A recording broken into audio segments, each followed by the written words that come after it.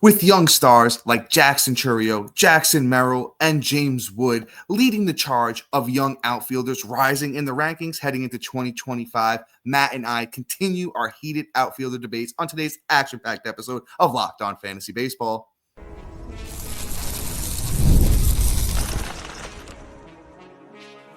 You are Locked On Fantasy Baseball, your daily fantasy baseball podcast. Part of the Locked On Podcast Network, your team every day.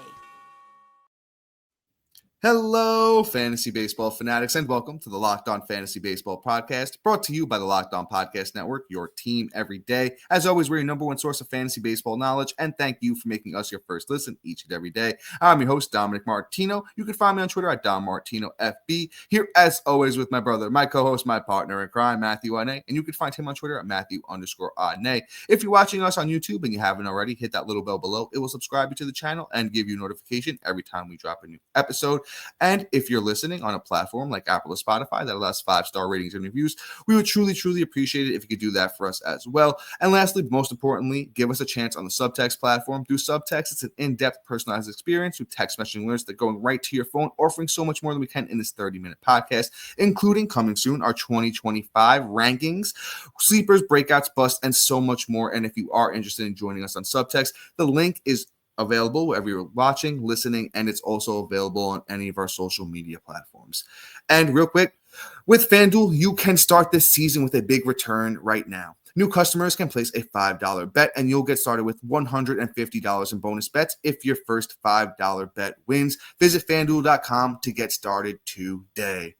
And all right, Matt, we had to cut it short last time, unfortunately. You know, we were really in the midst of it too, but we continue. I think we just pick up right where we left off. We left a couple of big names out of the top 10. I think we got around 8 each, but there's a couple of names that we still need to talk about here, I think. Yeah, for sure. This one's a little bit going to be a little controversial. I think Dom and I have him ranked pretty much the same, but, I feel like there's a lot of fatigue with him, and I'm going to stop teasing it and be less of a tease, and that's Julio Rodriguez here.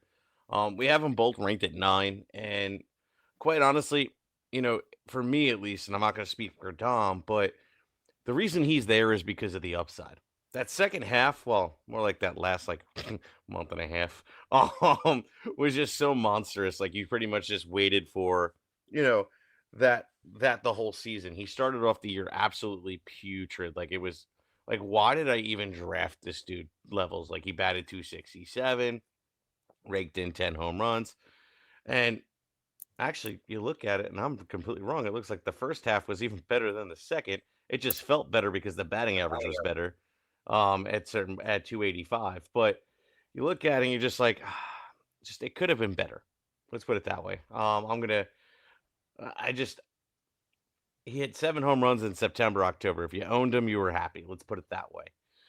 It just didn't come in like great bunches like it normally did. And it also wasn't on like that 30 home run pace like he was the year before. And it's just like, come on, man. Like, is this what we're going to be getting from you? Because this will be the last time he's this high in our rankings, essentially, at least for me. I can't speak for Dom. But essentially, like last year's pace and the year before were just absolutely incredible. You were hoping you were going to get the same. And even if he was built in with a slow start, like Francisco Lindor, the upside was significantly greater. So we're going to take one more shot at him. This is the riskiest pick you're humanly going to make in the draft, I feel. It's either going to make or break your team. Either he's going to come back and do a full send in return, or he's absolutely going to tank your first half of the season. So you have to be able to just make up for that and be very, very, very, very meticulous when you're drafting and building around this dude. Because if things go south, your whole team and your whole season could go south very early. So we're somewhat in sync here with Julio. Actually, I moved Julio up one spot. I have him at 8 right now. I will say this. I think the ankle sprain really was a big deal for Julio last year, and I think that is part of why he didn't finish with better numbers. And I'll say this: we can't make it's tough to make an excuse for a kid a second year in a row, struggling a little bit.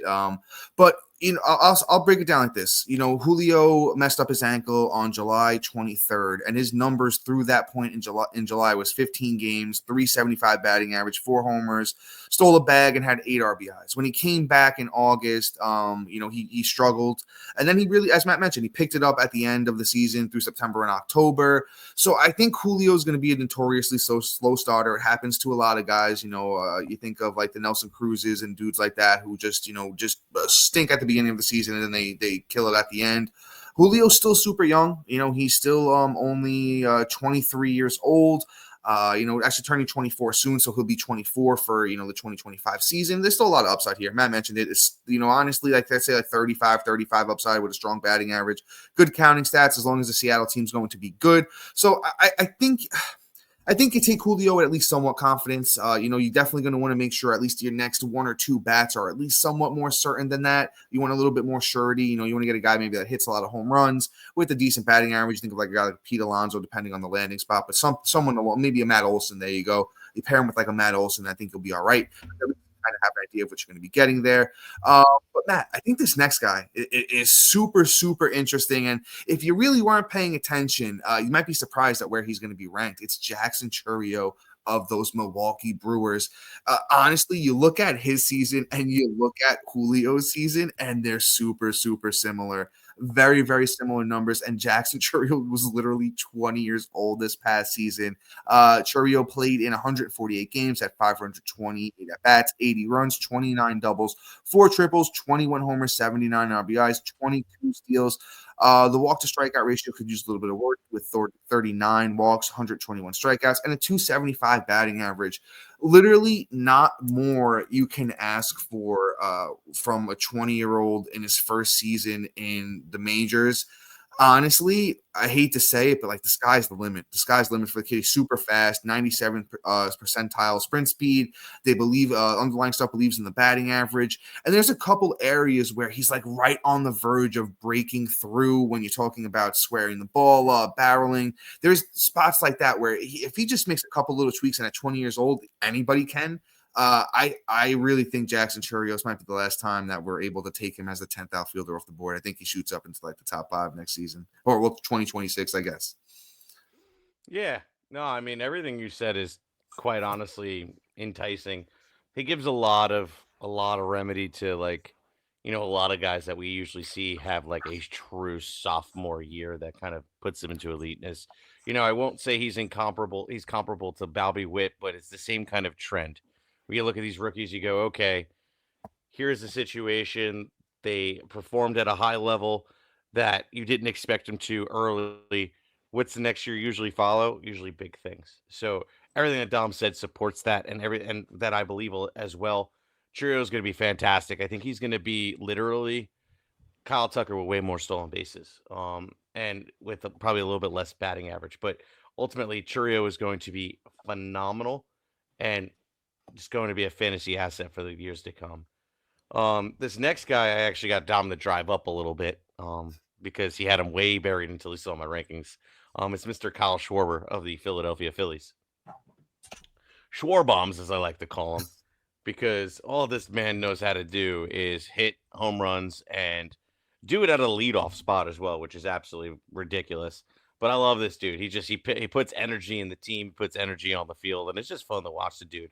But the craziest thing was he took a step forward. Well, more like he took a positive regression back in his batting average and batted 248 last year. To boot, had the 38 home runs and still had 100 and over 100 runs and 100 ribs to boot.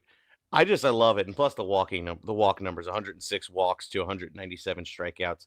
Points leagues, he was actually quite valuable as well. Kyle Schwarber had a low key ridiculous season. I'll take the 8 less home runs for the batting average and the quality at both, points leagues and 5x5 roto leagues head to head. Like ultimately he seriously took a massive step forward, in my opinion, to be more fantasy glory for everyone else. I can't wait. Dude's only 31 years old by the time the season starts, because his birthday is March 5th. So, I'm all about what we're going to see out of this dude. I think his last season in Philly, unless he gets an extension, is going to be magical. He's going to make the best out of it. Maybe his best season yet. Honestly, with that team around him, there's no reason he can't repeat it. Hence why he is my number 11th outfielder. Yeah, we're not too far off. I usually say 5 or more spots is where I'll start debating with people, but I have him at 17. I could see moving him up a little bit here or there. I think he's such a dependent on what you're doing with your team kind of player. Like if you at the top, you took like Matt Olson and you took another power main guy, you might not want to lean towards the Schwarbers. And once again, we're talking about, 5x5, head-to-head categories leagues. When we're talking about our rankings, that's what Matt and I specialize in. We gave you a little bit of the points. So you definitely move up in points leagues. And points leagues definitely closer to a top 10 outfielder for sure. Like I said, just the 248 batting average, I think that comes down, I'll be honest with you. He's a career 230 guy. So I think he's just going to, he can hit around there again. He's done it before, but I'm not banking on it. I count for more of like a 230 batting average with over 40 homers, 100 and 100, of course. A fantasy asset. He even stole 5 bags last year too, so he chipped in there. I can't argue with Kyle Schwarber if you want to move him up at all. But with that being said, guys, we got names like Jaren, Duran. I teased Jackson Merrill earlier. I think Matt and I might differ on him just a little bit, but those names and more coming up next. And guys, love the holidays, but hate grocery shopping. Ibotta is making your Thanksgiving easier with cash back, everything you need to make your holiday perfect meal so you can get the turkey and your favorite sides for free. This month, Ibotta is giving new users 100% cash back on your Thanksgiving feast. Just offers in the app to redeem for everything you need to make your Thanksgiving feast complete. All you have to do is shop at your favorite retailers and upload your receipt. Download the Ibotta app and now use the code LOCKEDONMLB to get 100% cash back on your Thanksgiving feast starting November 1st. Just go to the App Store or Google Play Store and download the free Ibotta app and use the code LOCKEDONMLB. That's IBOTTA in the Google Play or App Store and use that code LOCKEDONMLB. And then, guys, I want to talk to you about my friends over at Game Time. Game Time has a new feature called Game Time Picks that makes getting tickets for your favorite live event easy. Game Time Picks filters out the fluff to show you only incredible deals on so you don't have to waste time searching through thousands of tickets. With Game Time Picks curation, it makes it easier to save more on sports, concert, comedy, theater, and more. Game Time has plenty of great features, as well as their all-in pricing. When you toggle this feature, it shows you the total up front, so you have no surprise when you check out. With their seat views, you're going to get an actual panoramic view from the seat you'll be sitting in the app before you buy. With their lowest price guarantee, Game Time will credit you 110% of the difference. With Game Time's ticket coverage, your purchase is covered with the most flexible customer service policy in the ticketing industry. Take the guesswork out of buying tickets with Game Time. Download the Game Time app, create an account, and use the code LOCKEDONMLB for $20 off your first purchase. Terms apply. Again, create an account and redeem the code LOCKEDONMLB for $20 off. Download Game Time today. What time is it? Game time. And then, folks, I need to talk to you about the Locked On Fantasy Baseball Diamond Club on the Subtext platform. It's going to be your ultimate fantasy baseball companion as this offseason continues to unfold. You're going to rely on Matt and I for our dynamic content. You're going to get real-time alerts right to your phone, including our 2025 rankings, which are coming soon. Way too early sleepers, breakouts, bust, and more. And, guys, we're answering your keeper and dynasty questions on Subtext, so make sure you head over to there to ask us all your questions, as that time of year is coming very, very soon. So stay ahead of your fantasy league by joining the Diamond Club on Subtext, where the path to your victories begin. Subscribe now and elevate your fantasy baseball experience to a new level. Matt, my brother, I'm looking at you over there, and honestly, I hope you got somebody lined up, because that's a lot of talking for me. What? You mean you don't want to keep going, bro? What? Listen, I will. No, listen. You know me, and I love me some fantasy baseball. I will. But you know what? I think I saw it in your eye, though. I definitely saw it in your eye. If you guys are watching on YouTube, you probably saw it too. I know Matt's got somebody ready. I know he does. I do. So I'm gonna. Dom and I are like a spot apart on this guy, and I'm gonna just roll it out because he's pretty much the next guy for him. And not too far off from me, about one spot, like I said. It's Jaren Duran of the Boston Red Sox. My guy has finally taken a step forward to be one of the most reliable players in the MLB, in my opinion, for at least fantasy. He's just been consistent, and the season is no different. You look at the season, and 671 at bats, 111 runs, 48 doubles, 14 triples, 21 bombs, 75 ribs, 34 stolen bases. Walk to strikeout was kind of ugly with 54 walks at 160 strikeouts, but it still batted at 285, an OBP of 342, a slug of 492, and an OPS of 834. I love him. I've loved him since he was a prospect. He's always been one of my guys. The thing is, the limitations is in his power. So that is why he'll be outside of the top 12 for me. He's not going to be a guy that's going to get 25 to, closer to 30 home runs, but the stolen bases and the batting average are definitely worth it. The runs are there without a doubt because he leads off, and he just creates opportunities for himself to be, day in and day out valuable for your fantasy leagues. The best part is this dude is not getting old well, he is getting old. Everybody's getting older, but he's not like on the wrong side of 30. He's only 27. I think he's going to be 28 by the 28 as of now. And, we have a whole year until he turns 29. We still have a couple more good solid years before we have to start worrying about anything. Boston seems to be pretty good. Not the best team in my opinion. They get Juan Soto and his value goes up even more for me. He may crack my top 12 just because of more run potential. But other than that, Jaren Duran is a solid bat that I definitely wouldn't mind having as like my OF2. Yeah, I love Jaren Duran, and Matt. I told you so. I knew Jaren Duran was going to be up this high for a lot of people. The 20-30 with the 14 triples, 48 doubles. Points league's monster. Points league, he's definitely a top 10 guy. I currently have him at 11. I don't think you could really get him up too much higher than that. Once you do that, you can put him at 10 maybe. You could if you want to take him over Churio, sure. Be my guess. That one, I'm not going to argue one spot with anybody.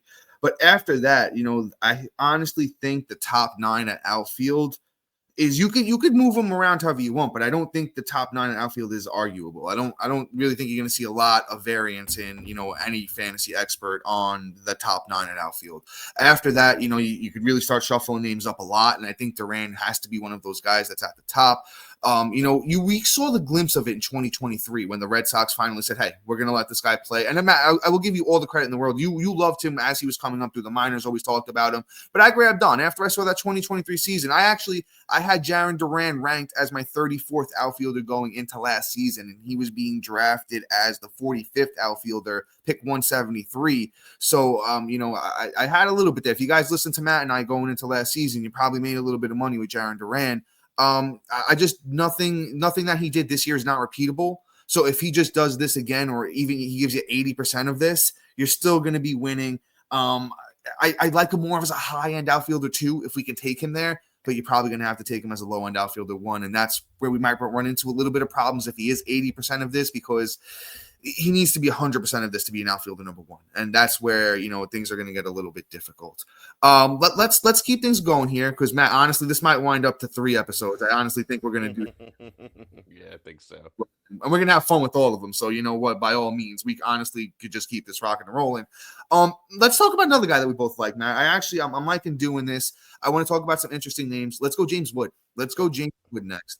I want to talk about James Wood. Just because another name that I don't think people are going to realize, like how high that we're going to have to take James Wood. Matt, where I have him at 14 right now, which might seem high. I think you're right there with me, aren't you? Same spot. Yeah, so we both have him at 14. Let's talk about why for a little bit. 21 years old. He got 79 games in the bigs this year, 295 at-bats, 43 runs, 13 doubles, 4 triples, 9 homers, 41 RBIs. He stole 14 bags, and he hit 264. And he really came on at the end. At the end, he really started doing better. He's 6'7", 234. He's right out of that Aaron Judge. Maybe he weighs a little bit less and he's a little bit more athletic, but you know what? I'll take that. I will take that every day. Because he's going to steal a good amount of bases too. in the minors last year. He played in 52 games. He had 10 homers, 10 steals, hit 353. So this is a guy that I think eventually, maybe not next year, but you're talking about like 40 plus home run power, that he could hit 280 plus. He could steal you 20 bags. James Woods is going to be a problem, and this Washington national team is only getting better. So buy on James Wood this year as an outfielder number 2 for sure. Listen, this literally reminds me of an Ellie De La Cruz situation.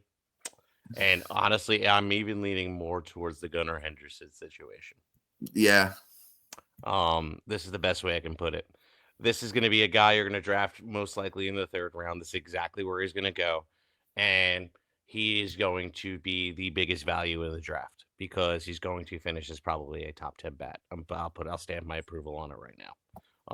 The stolen base category, like everything Dom said, but I actually think the dude hits 30 to 35 home runs this year. Like the power is just yeah, of course. And something you didn't dig in on, which I will, because I think this is a valid conversation. Is James Wood average exit velocity first time in the bigs 92.8 miles an hour, barreled about 10% of the time, created hard contact 52% of the time.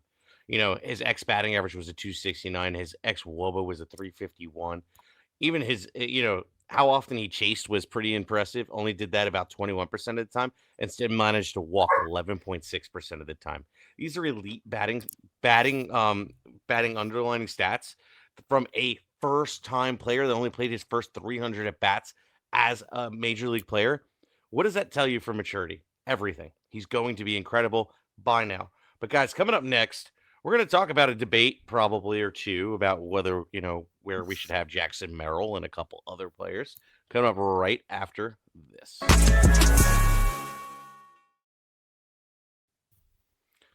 Get ready to tackle the NFL action with FanDuel, America's #1 sportsbook, because right now new customers can bet $5 and get $150 in bonus bets if you win. The FanDuel Sportsbook app gives you everything you need to place your bets live on all NFL action in one place. So when you get a hunch in the middle of a game, you can check out the latest stats, views, live play-by-plays right from the same place you make your bets. Just visit FanDuel.com and join today. You'll get started with $150 in bonus bets. If your first $5 bet wins, that's FanDuel.com. Never waste a hunch and make every moment more with FanDuel, an official sportsbook partner of the NFL. And guys, not only can we bet against the Giants, we can also bet against the Jets now too. Let's just go full send on against New York. They have decided to bench Aaron Rodgers, so go on the under on Devontae Adams. Go on the under of Garrett Wilson. Even go under. I go over on the defense because they're going to get tired. And then the only thing we can count on is Breece Hall on over on everything. So make that $5 count on FanDuel and take advantage of that $150 bonus when you bet $5. FanDuel, America's #1 sportsbook.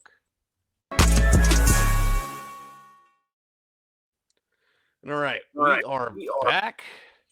And since I chose the last one, Dom, actually, you chose the last one, right? So yeah, I think we did James Wood last, right? I think I chose him. Yeah, you did. You got all excited.